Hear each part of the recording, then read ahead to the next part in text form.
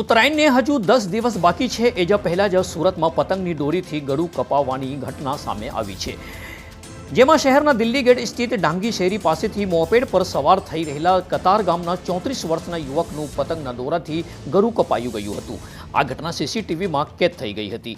આ યુવકની સિમેમેર બાદ વધુ સારવાર માટે ખાનગી હોસ્પિટલમાં લઈ જવાયું હતું, જ્યાં તેના ગળાના ભાગે 20 જેટલા ટાંકા લેવામાં આવ્યા હતા।